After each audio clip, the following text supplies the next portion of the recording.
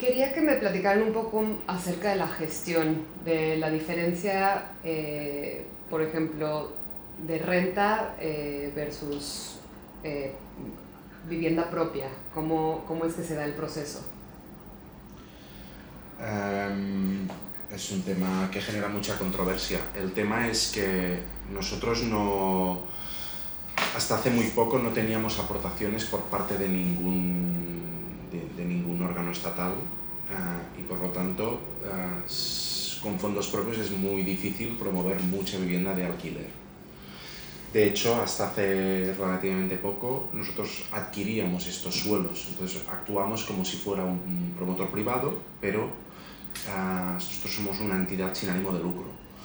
Cuando nosotros tenemos que pagar por un suelo, en muchas ocasiones tenemos que vender una parte de los pisos. Vender una parte de los pisos significa que esos pisos hoy en día la calificación es permanente, por lo tanto no pasan al mercado privado, es decir, van al mercado privado pero siempre están protegidos y el precio siempre está tasado. Y de hecho cuando hay una transacción entre privados, nosotros siempre tenemos derecho a compra, es decir, hay un derecho de tanteo retractor. Nosotros somos conscientes de que hay una emergencia habitacional y estamos trabajando intensamente para que la mayor parte de lo que promovemos sea en alquiler, pero tenemos que hacer balance en nuestras finanzas. Es decir, no tenemos fondos ilimitados, es decir, como cuando yo voy a pedir un préstamo al banco, pues depende de lo que pida, me lo dan o no. Entonces, yo tengo un límite de endeudamiento y la única manera de bajar ese límite de endeudamiento es que alguien aporte capital o vender una parte de los pisos porque esas promociones sean posibles. En cuanto a calidad, los pisos, las promociones son exactamente las mismas ambiciones. De hecho, debemos decir que nos funciona muy bien el modelo mixto, es decir, cuando hay una parte de venta y una parte de alquiler nos funciona muy bien, porque es cierto que al principio se generan unas ciertas como problemáticas que intentamos acompañar para que no haya discriminaciones, digamos, o porque unos votan y los otros no, entonces los hacemos a todos partícipes, pero nos funciona muy bien porque los propietarios tienen unas cosas y los inquilinos tienen otras y al final, bueno, digamos, es muy sostenible el mantenimiento de esas promociones, porque los propios propietarios controlan las propias promociones. Cuando es íntegramente de alquiler, a veces hay que controlar mucho, tenemos que poner a alguien que esté, digamos, no vigilando, pero que esté viendo qué es lo que está pasando. Pues funciona bien. Anteriormente en la entrevista que habíamos hecho hace unos meses habías comentado que el modelo mixto a veces funcionaba y a veces no, lo que dices ahorita, que a veces hay que mitigar la problemática.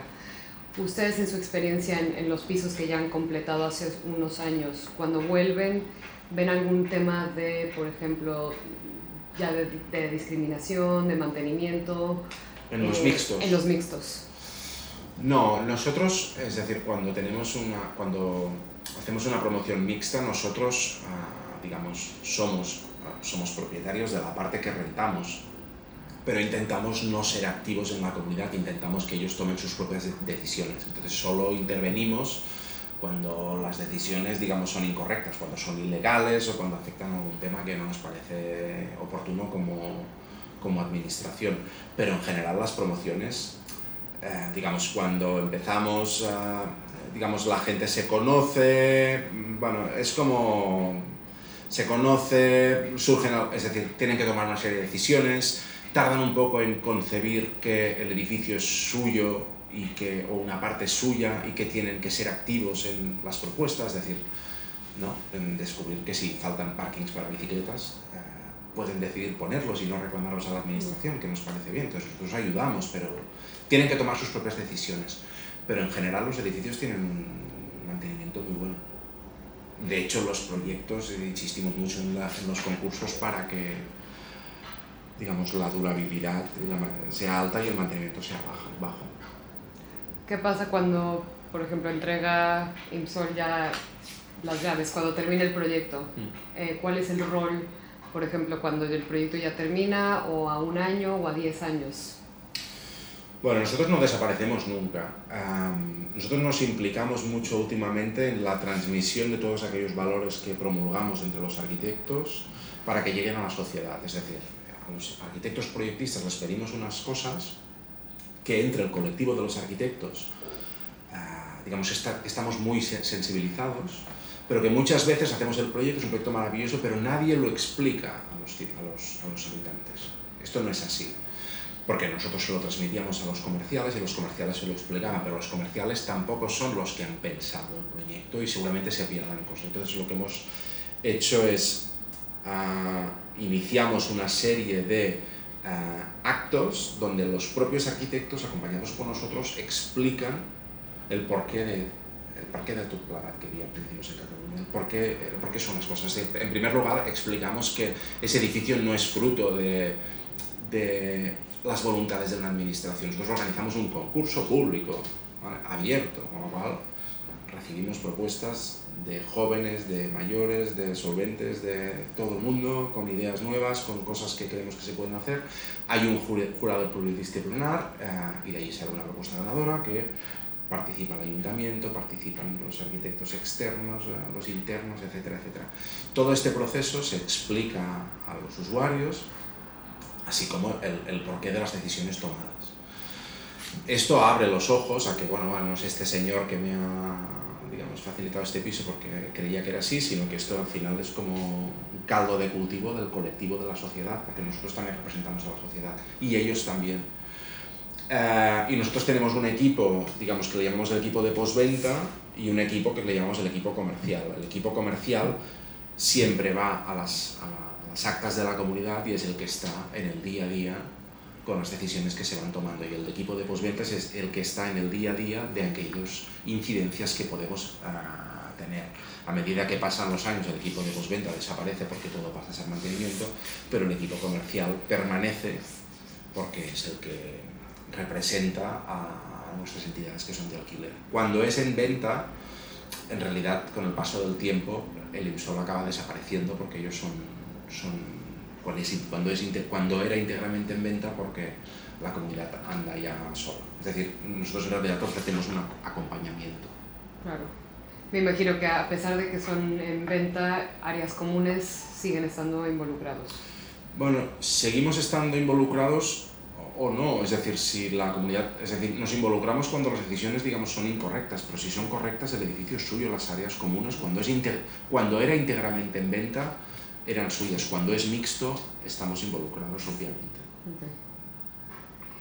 Y cuando eligen ciertos proyectos, me imagino que ustedes ya tendrán en mente cosas que pueden funcionar y cosas que no. ¿Cómo van mediando justo las expectativas y los cambios con los arquitectos? A ver, nosotros intentamos, nosotros en el fondo lo que hacemos es preparar los concursos, que es una fase muy importante. Entonces, nosotros los concursos intentamos que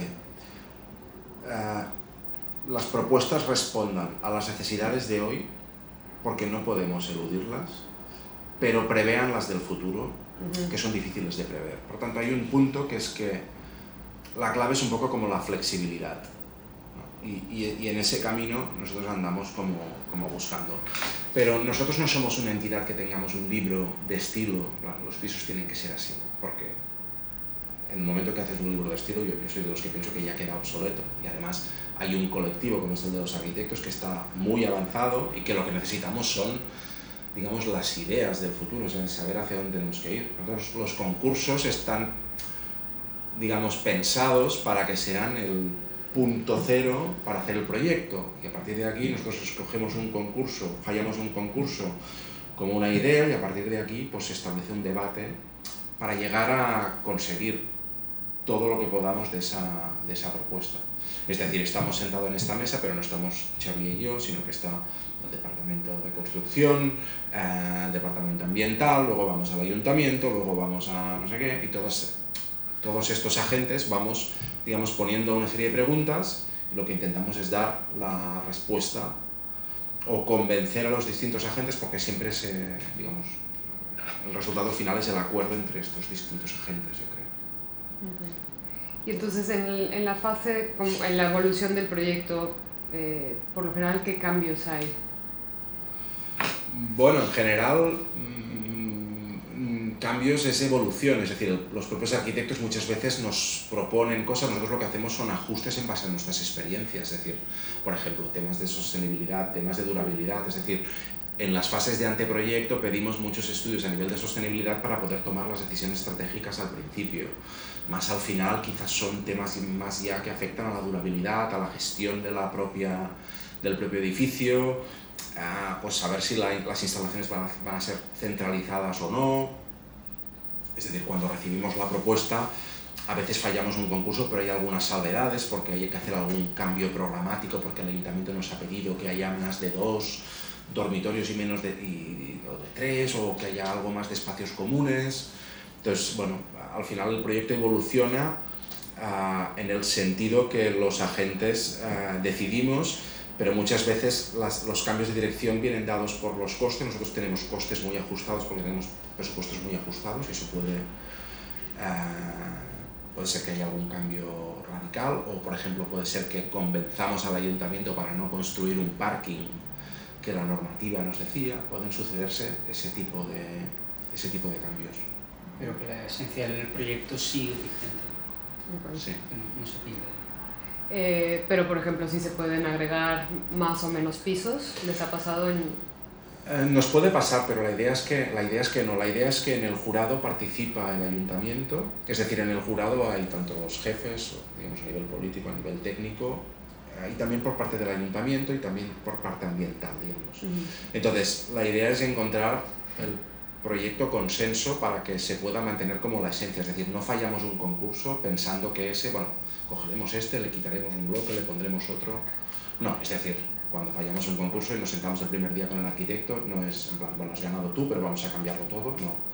Vamos a seguir esa línea, o cuando fallamos hay que medir dónde está el límite de lo que creemos que es asumible, para que todos nos sintamos fuertes como para dar el máximo de nosotros mismos. Es decir, nos preocupa mucho que el arquitecto, que es una pieza central en nuestro proceso, digamos, esté motivado, porque al final es el que nos lleva y por tanto tiene que estar a gusto con... Claro, lo que decía Marta Peris, que ellos propusieron el techo, pero eventualmente después de hacer todas las pruebas, ellos mismos no quedaban satisfechos con eso. Exacto.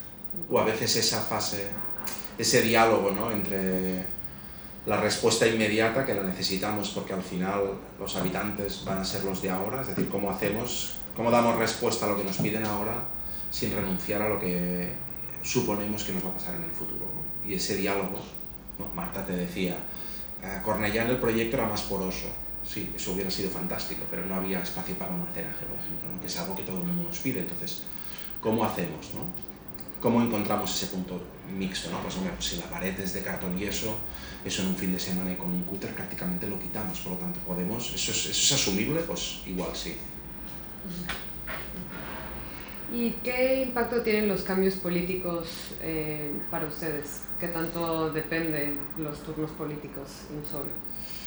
Bueno, nosotros en el área metropolitana, en este caso, yo te diría que es una de las pocas, digamos, entidades donde el acuerdo entre los distintos partidos es alto. Por lo tanto, nosotros no tenemos estos cambios de, no, pues ahora la sostenibilidad ya deja de ser una prioridad. No, es decir, a nivel técnico yo te diría que más o menos seguimos nuestro rumbo. Hay decisiones estratégicas que sí que pasan a nivel político. Por ejemplo, recuerdo cuando hicimos Cornellá en el año 2017, era un edificio de madera muy grande. Esto llegó a nivel político, municipal. Esto es un edificio de riesgo, por lo tanto no vamos a hacer un edificio de riesgo sin el apoyo o consentimiento del ayuntamiento, que en ese caso logramos encontrar. Por tanto, yo te diría que hay que no ha habido, no nos afecta. O sea, nos afecta cuando cometemos un error, que los cometemos como todos, entonces sí que nos afecta, porque las malas experiencias, digamos, si Cornellá hubiera salido mal, pues a lo mejor no estaríamos haciendo tanta madera, ya no nosotros, sino un montón de instituciones. Es decir, cuando asumimos riesgos hay que ponderarlo muy bien, lo que te decía Marta el otro día. Hay que tener muchas certezas porque un error puede ser muy grande. Y al final nosotros tenemos dos clientes, uno son los políticos o los alcaldes y el otro son los ciudadanos. Entonces, por mucho que los arquitectos estemos de acuerdo en la línea, si no conseguimos que los ciudadanos entiendan aquello que les damos, esto pasa a ser un problema político, con lo cual nosotros también tenemos un problema. Entonces nosotros divagamos entre estos tres agentes. ¿Y hay efectivamente esta percepción política positiva por parte de los ciudadanos? Es decir, ¿entienden que hay un valor añadido en los proyectos que estáis desarrollando en cuanto a nivel de diseño, construcción, sostenibilidad? Sí, lo entienden, pero no sé cómo decirte. Los ciudadanos no llaman al IMSOL para decir, oye tú, estamos encantados con este proyecto. Esto no pasa. Es decir, los ciudadanos solo acuden a las administraciones en general cuando tienen quejas. Es decir, sí que luego cuando hacemos las entrevistas tú tienes la percepción, o cuando vas al edificio ya lo ves. Es decir, ¿no? La persona que está contenta con su coche lo cuida, y el que no está contento pues con el piso pasa un poco lo mismo, ¿no? Tú vas a Cornellá y ves el espacio de entrada y dices, bueno, aquí hay un cierto sentimiento de comunidad, es decir, seguro que hay personas más ordenadas y personas que menos, pero todo el mundo entiende que participa de algo que genera identidad.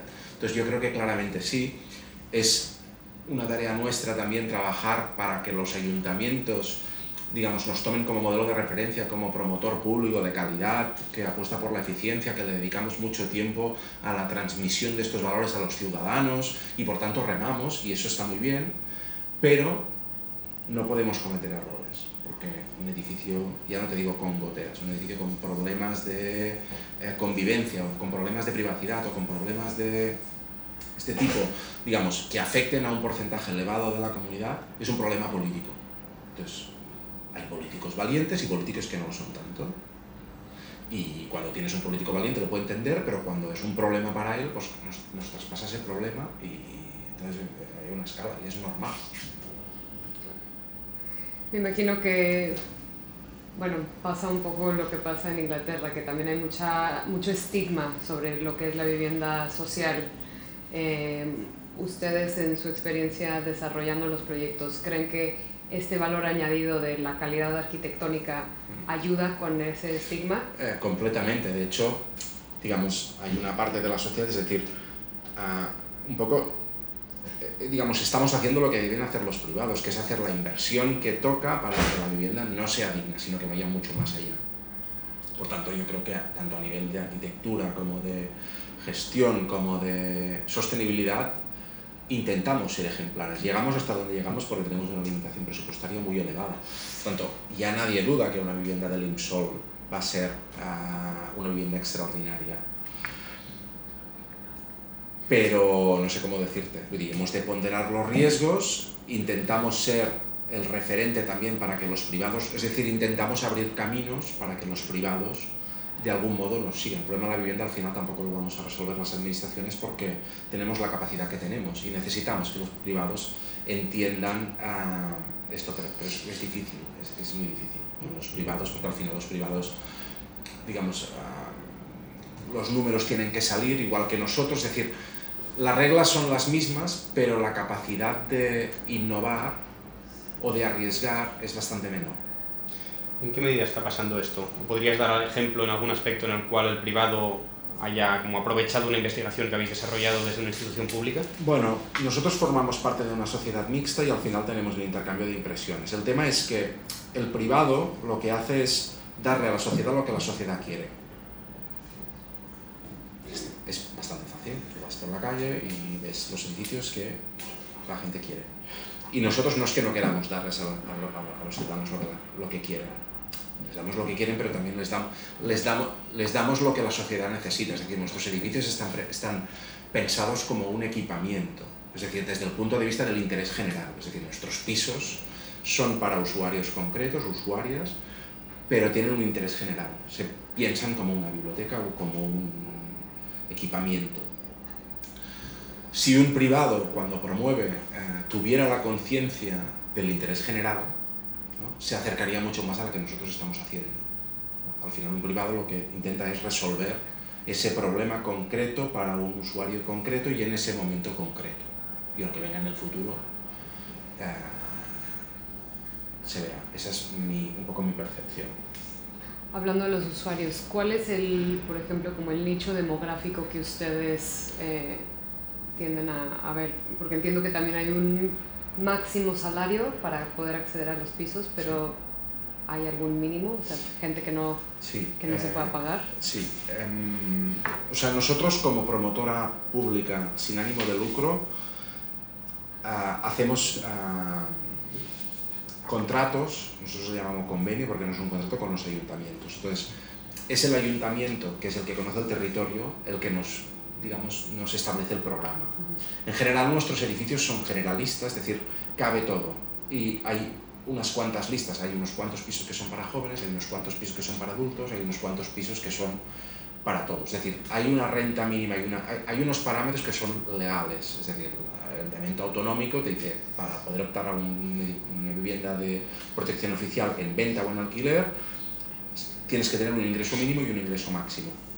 En el caso de la venta, tienes que poder conseguir financiación. Es decir, tendrás que tener unos ahorros, porque sin ahorros vas al banco y no vas a poder obtener ese piso. En el caso de la renta, tienes que tener un determinado número de ingreso, porque la vivienda tiene que ser un porcentaje determinado, 30 o 35%. Pero, digamos, el público al que va destinado las viviendas es diverso. Es decir, está planificado desde el inicio. Por ejemplo, ahora vamos a sacar unos concursos y en un municipio nos piden para personas mayores. Entonces haces un programa más específico para personas mayores. Hay otros edificios que son para jóvenes, pero en general la mayor parte de los edificios son mixtos, que es también lo que mejor nos funciona. Y hablando más o menos como de costos, ¿cuánto costaría, no sé si en Gavà o en Pisa, a cuánto está el metro cuadrado? ¿De construcción o de...? De construcción y de venta. Bueno, digo, de alquiler, sí. Nosotros, los estudios que estamos haciendo ahora, estamos contando que vamos a construir próximamente a 1.200 euros el metro cuadrado de PEC. Esto significa incluyendo los gastos generales del beneficio industrial, sin impuestos, sin el IVA. Eso es sobre rasante, bajo rasante sería más o menos la mitad, entre mitad y 60%, depende de si es un sótano o dos, pero 1.200 y 600 es una buena cifra. En cuanto al coste de venta, actualmente, eso sería construido, el coste de venta actualmente estamos alrededor de 2.400 metro cuadrado útil. Ahí es metro cuadrado útil de la vivienda con unas ciertas normas, los espacios exteriores computan al 50%, con un límite del 10%. En las promociones que vamos a ejecutar ya podemos computar espacios comunes, cuando estos espacios comunes tienen unas características determinadas, son cerrados, tienen ventilación, iluminación, es decir, son una sala habitable. Y en alquiler estamos alrededor de los 10 euros al metro cuadrado útil para las promociones futuras, es decir, los casos de Gavà y Cornellà son épocas pasadas. Cornellà más o menos era 2.000 euros el metro cuadrado útil y 7 euros, 7,5 de alquiler. Más o menos, hablo en términos generales. Ok, perfecto. Y, por ejemplo, las evaluaciones, o más bien la retroalimentación que ustedes reciben, ¿de qué formato es? ¿De los propietarios o inquilinos? Sí. Bueno, nosotros recibimos, es decir, nosotros cuando vamos es decir, uno es vía incidencias, recibimos los inputs, digamos, las deficiencias. Nosotros asistimos a las reuniones de la comunidad y por tanto vemos de primera mano qué tipo de problemas hay, ¿no? Pues yo qué sé, la gente guarda trastos en el parking, ¿no? Y la gente vota si se pueden guardar o no, si se corre demasiado. ¿No? Si la gente propone que hay que aprobar, disponer medidas de protección solar, es que alguna cosa hemos hecho mal. Es decir, recibimos esos inputs a partir de esas reuniones y después, digamos, con las conversaciones que tenemos con los presidentes o nosotros cuando hacemos visita intentamos contactar con propietarios, recibimos sus feedbacks, ¿no? Cuando hay cosas que nos funcionan, pues la comunidad se organiza y nos envía un escrito con aquellas cosas que no funcionan. Cuando hay gente que estudia como vosotros, recibimos feedbacks porque van pasando cosas y ahí es donde recibimos los inputs por parte de la comunidad. Y esto me imagino que ayuda para generar bases a futuro más acertadas, sí, o más específicas. Sí, intentamos mantener un proceso de aprendizaje lineal. Lo que pasa que no, también el ciudadano pues está acostumbrado, es decir, si tú vas a Gavà y preguntas, todo el mundo lo que le gustaría es que su piso tuviera aire acondicionado y todo el mundo, ¿no? Entonces es como, bueno, pues sabemos que es así, pero nuestra línea es otra, es como vivimos sin aire acondicionado, ¿no? Pero sí, pues cuando hacemos una promoción en la naturaleza, pues el problema son los mosquitos, pues sí, pues diría que debemos filtrar muy bien qué es lo que, del feedback que recibimos, cuál es el útil y cuál es el que forma parte del proceso que hemos iniciado para conseguir hacer viviendas que no consuman energía o que sean muy flexibles a futuro. Cuando alguien que ha comprado un piso le dices que esa vivienda está pensada para que dentro de 60 años siga funcionando, la gente que ha comprado se lo mira desde su punto de vista, no desde el punto de vista del interés general. Entonces hay que saber leer y explicar, ¿no? Explicar el porqué de esas cosas. También las generaciones nuevas están, digamos, más concienciadas con este tipo de temas y también, bueno, por eso cuando mezclamos, ¿no?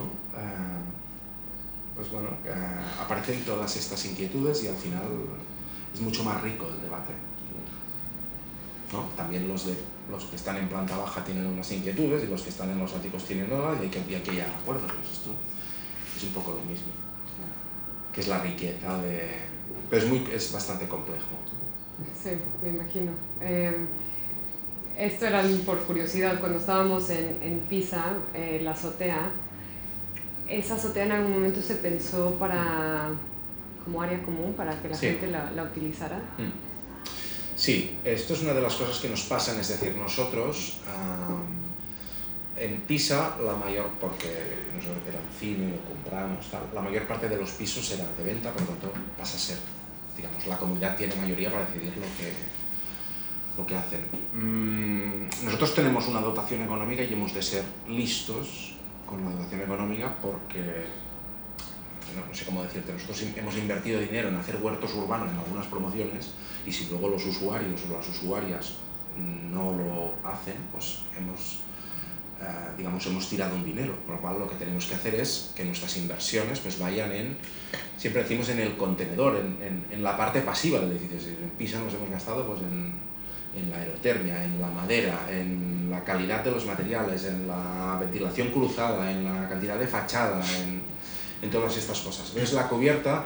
Entonces intentamos invertir en todo aquello que no se va a poder cambiar, porque todo aquello que se puede cambiar, si tenemos disponibilidad lo hacemos y si no tenemos disponibilidad no lo hacemos. Es como lo de las placas solares. La gente nos dice, ¿y no ponéis más placas solares? Pues ponemos todas las que podemos, pero las placas solares es tan fácil como cuando acaba el edificio buscamos subvenciones y las ponemos, pero con el coste de partida pues preferimos que el edificio sea de madera a que tenga 50.000 placas, porque de madera nunca más lo va a ser y las placas las vamos a poder poner. Es un poco el mismo criterio. Entonces en Pisa el tema es que esa cubierta, a todos nos hubiera encantado que hubiera sido una cubierta verde, pero no nos daba para que fuera una cubierta verde, con lo cual lo que hicimos es dejar la poliurea y dejarlo todo preparado con unas gravas, porque teníamos que ponerlas para que esto fuera posible. Y a partir de aquí es la comunidad la que debe ponerse de acuerdo para hacerlo. Pero cuando hay que conseguir acuerdos es cuando es difícil. A las buenas y a las malas, porque si lo hacemos de principio pues está hecho y unos se quejan y otros no, porque si es verde y no se usa es un problema porque genera mantenimiento, pero es como todo, es decir, yo siempre explico que hay dos maneras de subir una montaña, en helicóptero o a pie, y cuando llegas arriba no se ve igual, pues esto es lo mismo, ¿no? Cuando haces un edificio de viviendas o si formas parte de una cooperativa, que participas del codiseño, tiene cosas muy buenas y sabes lo que se sufre y asumes riesgos y asumes problemas, y cuando te lo dan hecho, pues al final subes en helicóptero y pues dices, pues tampoco es tan bonito, pues no sé, si subes a pie lo encuentras maravilloso. Pues esto es un poco lo mismo. Cuando entregamos esa promoción, ellos tienen que decidir qué pasa con esa cubierta, pero lo tienen que decidir y tienen que aportar el dinero que sea necesario entre los pisos, y el IMSOL lógicamente lo va a hacer, para que eso sea lo que ellos quieran que vayan a usar, pero ese dinero seguro que estará bien invertido. Pues ahí es donde estamos. No sé si tú tengas una pregunta. Me gustaría hacer una pregunta, hiciste una explicación un poco breve, a pesar de que voy a lanzar una pregunta genérica, pero dado el público internacional que puede no estar tan familiarizado con los temas concretos que estamos hablando, ¿de dónde venimos en términos de promoción pública de vivienda en España? Es decir, ¿qué ha pasado en las últimas décadas, como un resumen muy genérico, y en qué momento nos encontramos respecto a lo que creemos o políticamente se cree o vosotros creéis que debería pasar en las próximas décadas también? Bueno, en mi opinión, España pues, ha sido siempre un país donde el ladrillo ha sido materia de inversión y todas las políticas públicas de vivienda en materia de protección oficial han ido dirigidas siempre a la venta, con lo cual lo que ha pasado es que no ha habido políticas de alquiler en todos estos años, o ha habido muy pocas. Entonces, en el momento en que eso ha tenido cosas buenas y cosas malas. Una de las cosas buenas es que, por ejemplo, grandes crisis, ha habido mucha gente que ha podido sobrevivir a unas crisis porque tenía una vivienda en propiedad. Es decir, esto también hay que ponerlo en valor. Pero ¿qué pasa? Que ante una vorágine como la que tenemos ahora, donde hay una emergencia habitacional, no tenemos un parque de alquiler. No lo hay. Entonces, está demostrado que lo que nos hace falta ahora es, digamos, solucionar la emergencia habitacional. No solo en alquiler, sino en todas las formas posibles de acceso a la vivienda. Es decir, aquí somos partidarios de todas las formas posibles de acceso a la vivienda.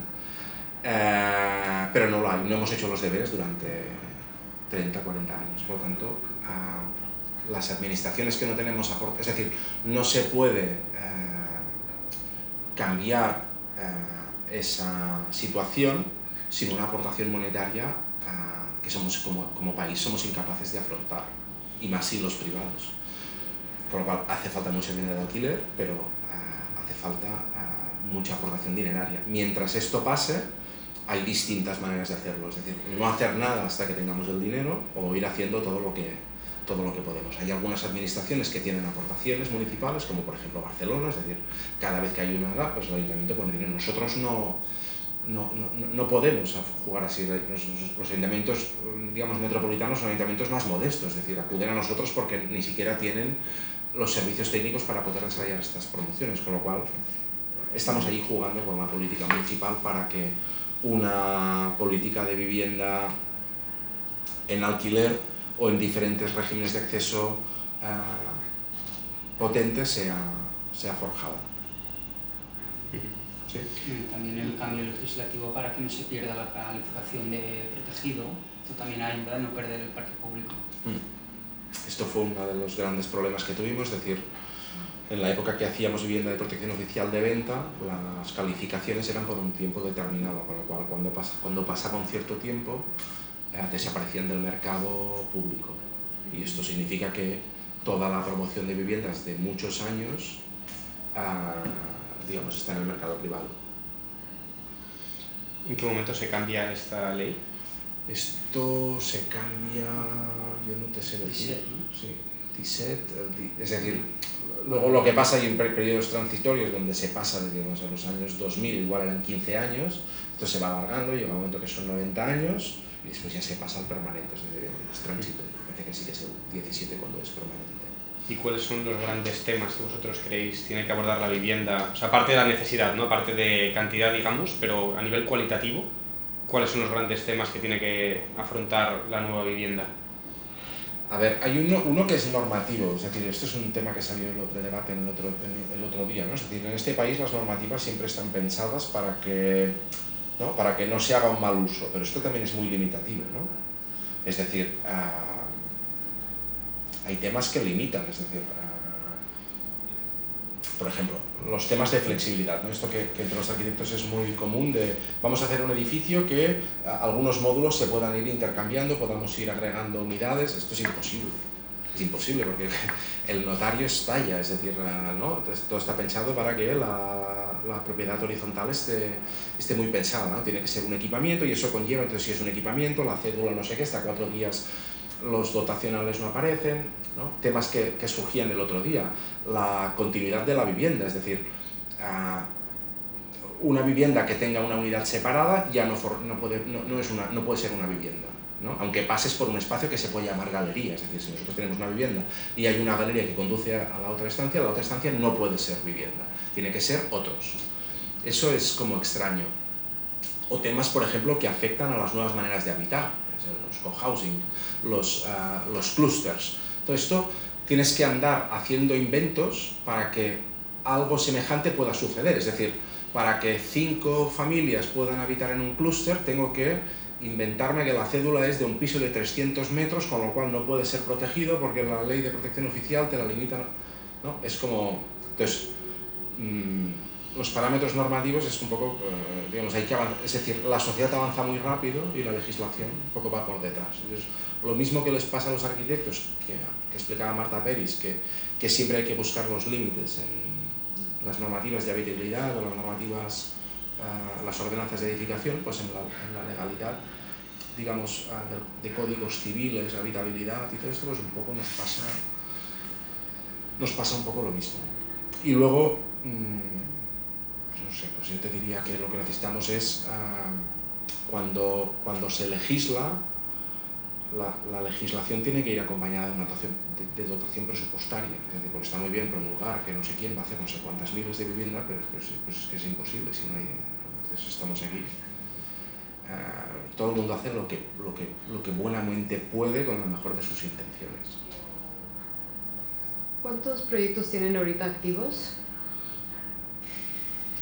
Es una buena pregunta, ¿no? Pues activos, si te refieres a activos, desde que negociamos con los ayuntamientos hasta que los acabamos de entregar, pues igual pueden haber 50.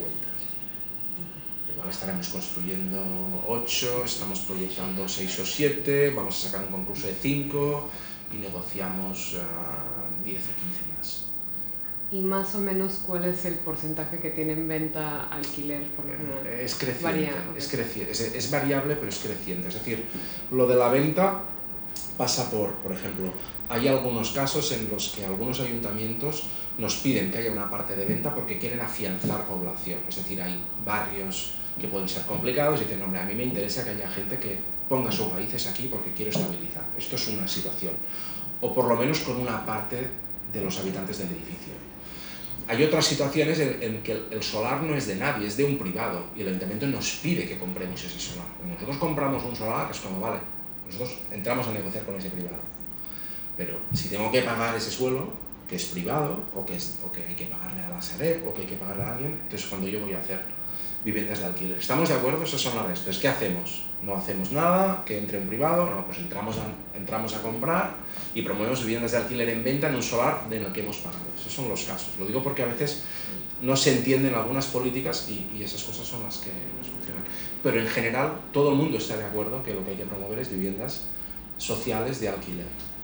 Antes creo que me habéis hecho una pregunta respecto a los costes, es decir, nosotros en nuestras promociones siempre hay un determinado porcentaje que lo negociamos con el ayuntamiento de viviendas que se dedican a políticas sociales.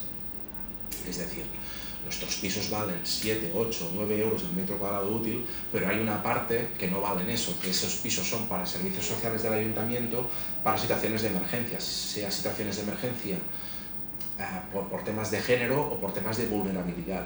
Y esos son los que servicios sociales gestionan. Es decir, te hablo del monto porque al final, digamos, esto, digamos, forma parte de la negociación inicial con el ayuntamiento. Es decir, se puede pactar que el ayuntamiento nos satisface la renta a nosotros y ellos gestionan esas viviendas, o que lo hacemos directamente nosotros a través de sus servicios sociales, pero entonces nuestro nivel de ingresos es menor, ¿no? Con lo cual eso afecta directamente a las calidades que podemos invertir en un edificio. Ok. Sí. No sé si queréis añadir algo más vosotros. No, básicamente bueno, lo que os hemos explicado, ¿no? Que digamos en nuestro ADN está que la arquitectura de calidad y la concienciación ambiental está en nuestro ADN y es lo que intentamos no solo promover, sino difundir, y por eso también estamos aquí, para que la ciudadanía, que al final no pretendemos hacer edificios mejores, pretendemos que la ciudadanía viva mejor y por lo tanto a través de nuestros habitantes intentamos explicar estos valores, porque nuestros habitantes son los que los explican a sus familiares y entonces todo esto va como corriendo y se va diluyendo el estigma de la vivienda de protección oficial y la gente va entendiendo que, pues que la vida es mejor a través de la arquitectura de calidad. Pues Sí, muchas pues sí, gracias. sí. Muchas gracias. Perfecto.